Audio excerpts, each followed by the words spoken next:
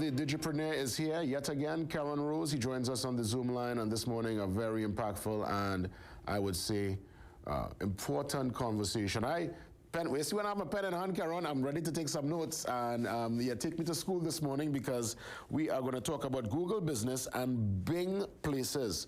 I really look forward to our discourse this morning. As always, Keron, welcome and great to see you. As always, thank you for having me. And you know what? I'm glad that you said you have your pen and your paper in hand because this is something that would apply to you as well. Looking forward. So tell me, Google Business and Bing Places. Let's start with the Google Business.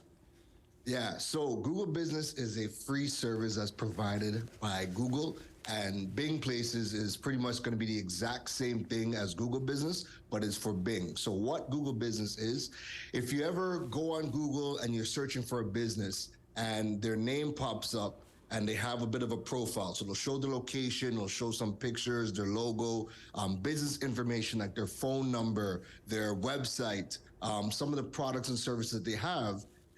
That is their business, their Google Business profile. And it's the same thing on Bing. When you see that information, that is their Bing Places profile. Now, this is something that every single business, whether they're a brick and mortar business or they could be a service-based business. So even if you're offering services like hosting and that type of thing like you do, you would want to be able to create a Google Business profile so people know exactly who you are, what you're about, your contact information, and more about your products and the services that you offer. And one of the big things I want to add in is that this is the service that allows you to show up on one, Google search, but also if you've ever wondered how can a business show up on Google Maps, this is the service that Google Maps is pulling the information from, the Google Business profile.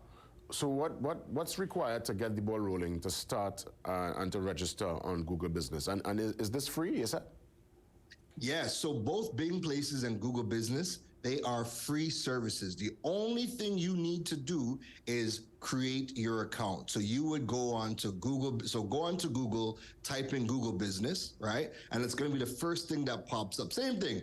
You could go on either Bing or you can go on Google as well and type in Bing Places, and you're going to be able to click on that first thing that says Bing Places and create your profile. I would recommend to everybody doing Google Business first, because once you create that profile, when you go over to Bing Places, you have the option of telling Bing Places to pull all of the information from Google Business and import it into your Bing Places profile. Now, just so that people understand why this is so important, because I know some people, you know, they might not know why it's important. I'm going to give you a couple of stats, all right, JW? So I'm going to ask you a quick question.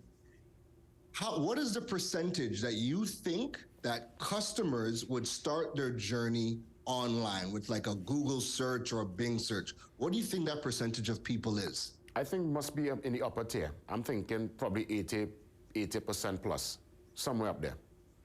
Now, I think coming into 2023, that number is going to be higher, but coming into 2024, I think it's going to be higher. But as of right now, 63% of all sales start with a search online. So typically somebody has a problem. They wake up, they have a back pain, they've never had it before, they jump online and they Google to see exactly what is the problem that they're having. And then whoever shows up on that first page is usually who gets to click in terms of what type of information that they're looking for. And when the person realizes, okay, this particular business might have the product or the solution that they need, then they're going to do another search, which is searching for that specific business. And that's where you want to have all of your information for your business. And you know, I remember the conversation a couple of weeks ago, even coming up on that first page, there's a particular science that goes into that. That just doesn't happen by luck and chance. It's not a willy-nilly, you just happen to show up on the front page.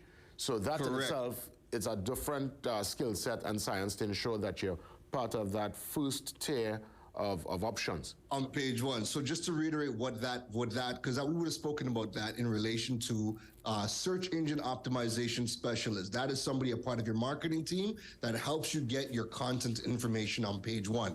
Now with Google Business and Bing Places, when somebody does find your business, this is going to help you show up in that search with all of your information as well. Now, the second thing I want to throw out to JW is What do you think the percentage is? After somebody goes and finds your business online, what do you think the percentage is that people actually go and visit your store after finding you through that Google search? I would think again somewhere in the upper tier. I mean, I probably went a bit generous with the 80, but I'm thinking probably 70, somewhere up there. It must be a massive amount because most people go online, and when they find something online, they will engage now to conduct business with this online entity. Yes. So this one is a very high percentage. 88% of people visit the actual store or visit the business within 1 week of finding the business online. 88%. So think about that for a second. Usually, again, if you have the information that you want, and you now know that this specific business has a service or product that you want, when you go and search for that business, people are finding the profile. They're going to make the call, or they're going to hit maps to find directions. And 88% of people visit your store within 7 days after finding your business online. So it's a win-win, really and truly, when you look at it from the perspective of business in terms of having information online, and then when folks find you, they will now engage. But I want to ask you, if adjustments need to be made. I was looking for a business in Port of Spain 2 weeks ago, and it came up on Google as closed, and the business was still operational. And I'm telling the man, well, you know, Google have your business as closed. So I'm thinking that's something he needs to adjust, or he needs to send something to Google. Exactly. He has to adjust that. And that's why we're bringing this conversation up, because we have a lot of people where they're not claiming or creating their business profile, and Google might get wind of the business and still put it in a Google search, but the information is incorrect. So when you actually claim your Google business profile and your Bing Places profile, you now have direct access to edit all of the information about your business online within that space. Now, the other great thing about these two platforms is you're going to get a lot of data. So one, every single month, you're going to get a report card as to how many people visited your location, how many people called you. It's also going to show you the busiest days that you get foot traffic, the busiest days that people are calling you, and the times of days that people are visiting your business and calling you, so you can adjust to suit. Remember, Google, Big Brother, is collecting all of this data because we all connected through our cell phones. Google's collecting all of this data. So it really does help a business owner make some key decisions when you can see, hey, what are people typing into Google to find my business? What are the words that they are using that we are showing up for in that Google search? You're also going to get that information. So this is extremely crucial. If you want to be strategic with your business online, you need to have the Google business profile and the Bing Places profile set up. And as we wrap things up, I would imagine this also gives you access to the global village. You're putting yourself out there to the international audience. Absolutely. So what we forget about in Trinidad, right? We're in the Caribbean. We have people that are coming from all over the world every single day. And even if the local population might not be as tech savvy as the global village, guess what?